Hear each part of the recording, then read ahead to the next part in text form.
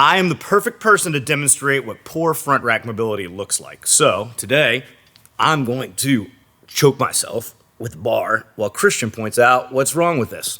Well, it's not so bad, but I feel like, one of the biggest things about the front rack is if it's not comfortable, you're not going to be able to move well into and out of it. And it's not comfortable. Fuck no. So what I would like to see is a little bit of distance, a little bit of air between this hand and this shoulder. So I'd like to see that elbow come out and that hand come away from the shoulder just a hair. And the other thing that I would, like to be able to see is I would like to have him be able to set his shoulders together while in this position. Now, in order for these things to happen, he's going to have to loosen up his internal rotators because we're trying to rotate externally, right? So that means lat and subscap. So we're going to show you guys a couple of stretches that are going to help y'all make that happen. So let's talk a little bit about the front rack and where you guys are feeling some pain. A lot of times in the front rack, you guys are going to be feeling pain in the elbows and in the wrists. So if we think a little bit about this, most of you guys have at least 90 degrees of flexion in the wrist, right? If you can do this without your palms coming apart, you've got that 90 degrees, and that's about all you need. So let's swim up the chain. So if you guys are having pain in the elbows and the wrists, let's look at the shoulder joint.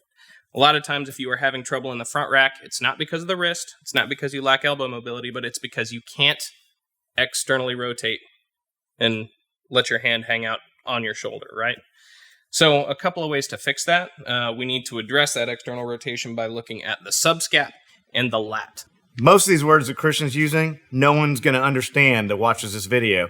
Understand that it's your wings here, and then the bone wings that rotate underneath, and the small muscles that control the bone wings.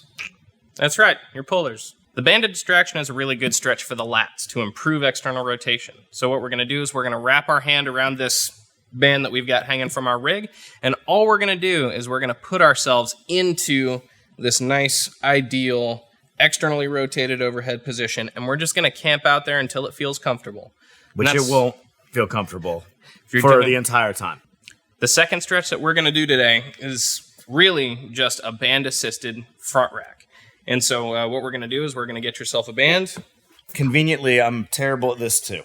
Fuck yeah. Put yourself into that front rack and camp out there for, again, 2 minutes. That's how long we have to stay here in order to elicit any permanent change. So things to remember with this is try and maintain your posture. Maintain good posture. Don't let yourself compensate for this band or this stretch in any way. Second, try and keep your elbows up as high as you can.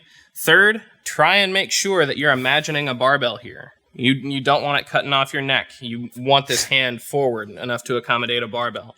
And what we're looking for is to bring this hand out just a little bit, just little by little. It's a delicate stretch because we're stretching a small muscle. Do that again. Show people how little it moves.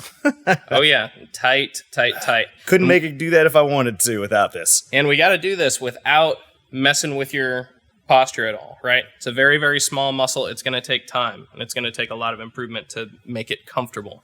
This should be a part of your warm-up before you guys do overhead stuff or ideally any pressing. In previous videos that we've done, all the comments are about how bad their elbows and wrists hurt and how they just don't have the mobility necessary to get into a good front rack. Yeah, a comfortable front rack is going to be really important when you guys want to start adding plates onto your front squat or your overhead movements like your jerks and your presses. So if you guys take the tools that Christian's giving you today and you roll them into your routine, I think you're going to see a lot of improvement in all of those core lifts where front rack mobility has been a problem before.